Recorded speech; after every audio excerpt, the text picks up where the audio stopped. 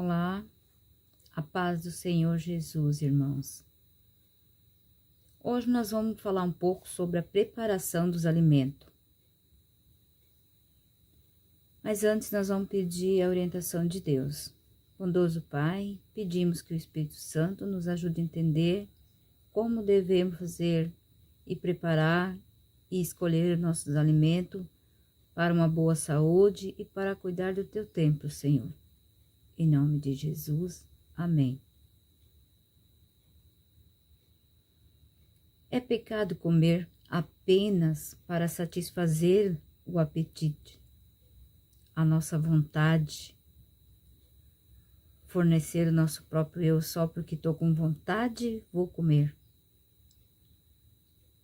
Mas não se deve ser indiferente quanto à qualidade da alimentação ou a maneira de preparar. Se a refeição que comemos não é saborosa, o organismo não recebe tanta nutrição. O alimento deve ser cuidadosamente escolhido e preparado com inteligência e habilidade. Conselhos da irmã Ellen White.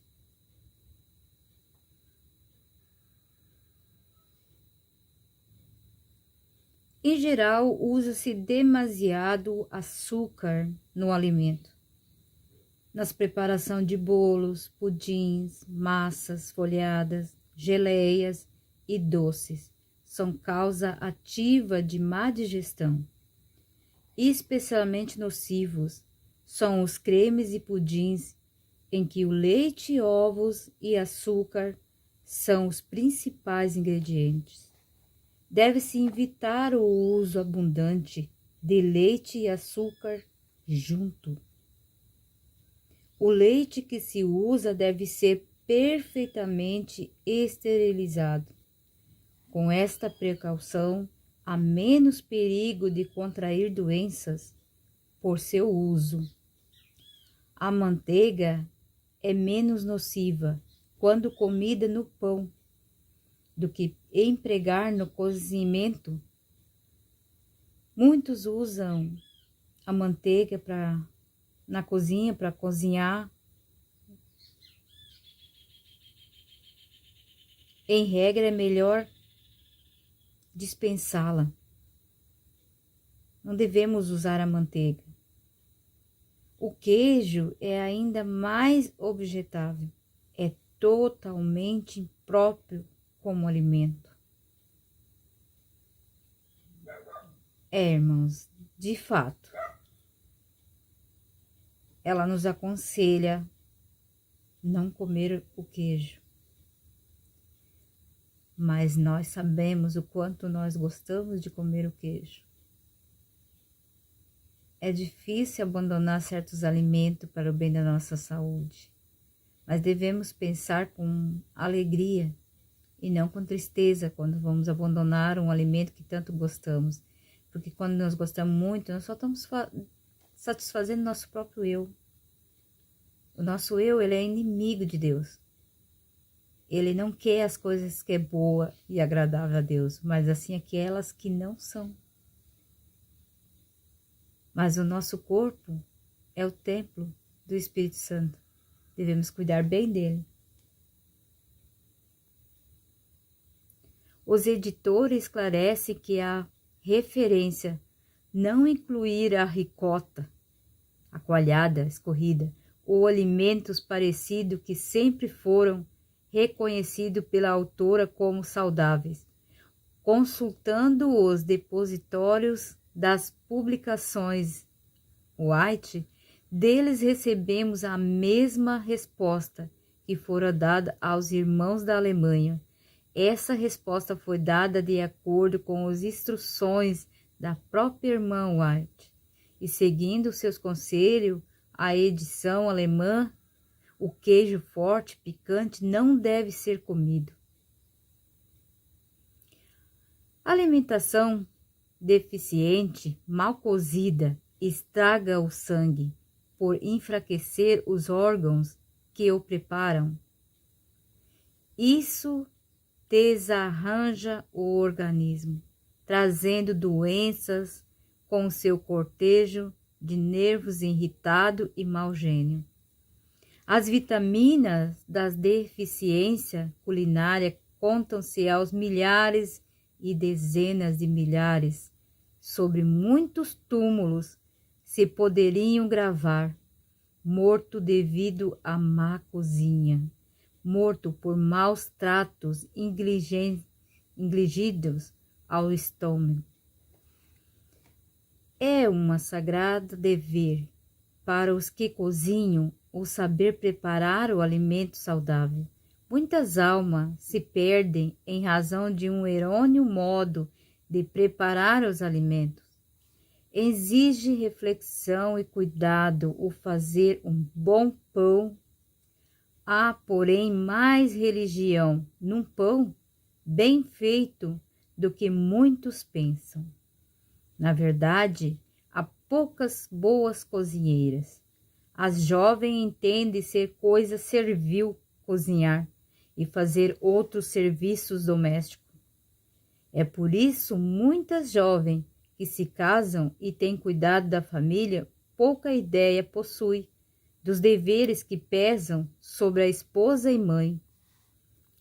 Cozinhar não é ciência desprezível, porém uma das mais essenciais na vida prática. É uma arte que todas as mulheres deviam aprender, devendo ser ensinada de um modo que beneficiasse as classes mais pobres.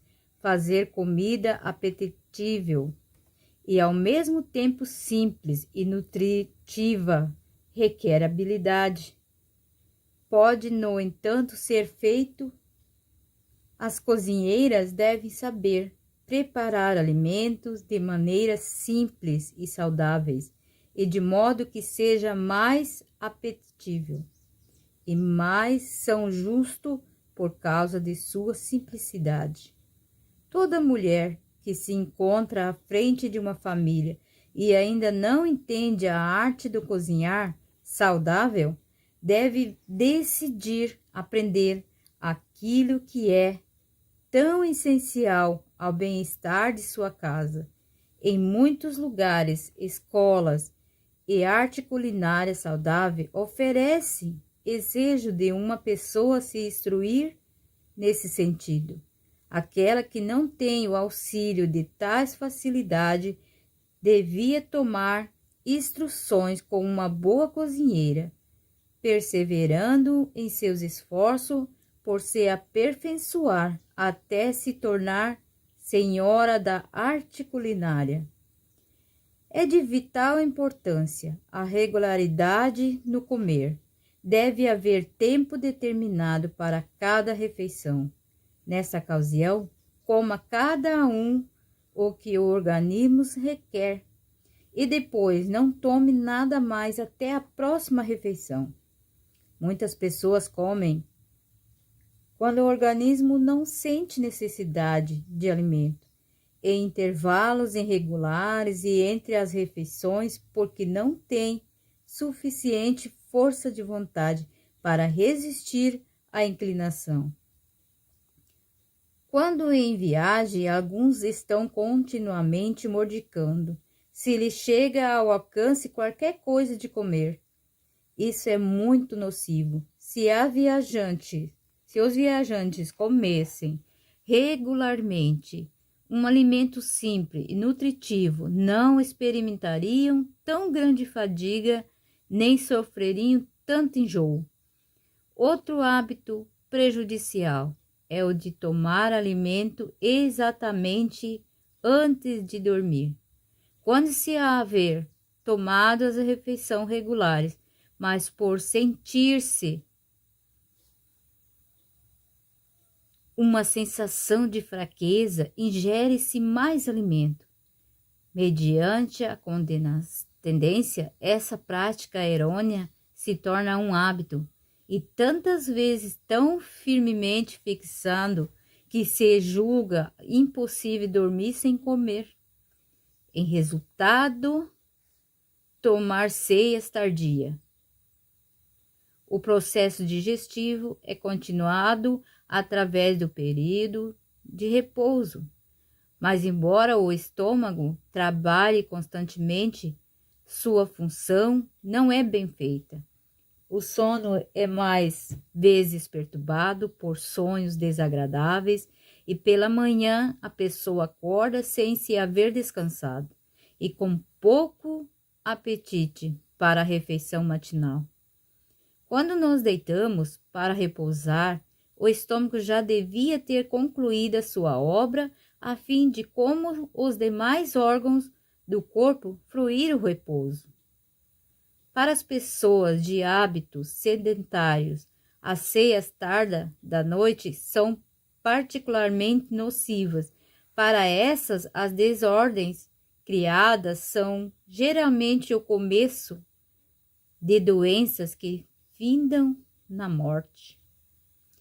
Em muitos casos, a fraqueza que leva a desejar alimento sentida porque os órgãos digestivos foram muito sobrecarregados durante o dia.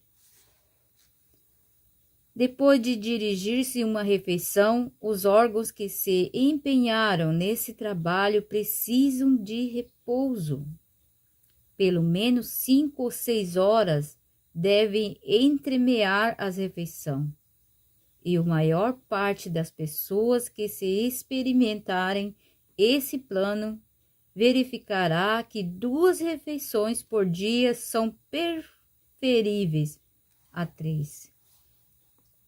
Vejam só, talvez deveríamos fazer somente 2 refeições por dia.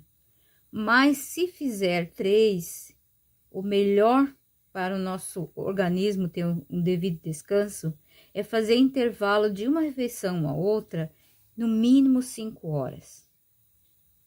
E nunca tomar líquido 2 horas. Para tomar um copo de água, por exemplo, durante a refeição, não tomar nenhum líquido. E depois de 2 horas que tu fez a refeição, é que tu vai tomar um copo d'água. Porque se tomar junto a água, além de te causar má digestão, vai ter dificuldade para digestão, não vai ser bom, porque sabemos que precisa realmente, quando tomamos líquido junto, nosso órgão tem que primeiramente fazer o caminho para sair todo aquele líquido, para depois fazer a digestão. E esse processo, demoradamente, pode causar azia, má digestão, mal-estar. É preferível que se fica no mínimo 5 horas de uma refeição a outra, sem dar um beliscão em qualquer tipo de alimento ali, para o bem de nossa saúde.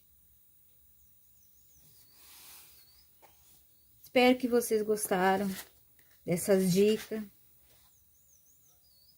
E se gostaram, deixe seu joinha. Se ainda não for inscrito, se inscreva no canal. Clique no sininho para receber todas as notificações. Deixe o seu comentário, que é muito importante. Compartilhe com seus amigos. Escuto com bastante atenção o vídeo. Com certeza tem conselhos bons para cada um fazer uma mudança no hábito alimentar para o bem da saúde física e mental e espiritual. Que Deus abençoe a todos vocês. Um abraço a todos.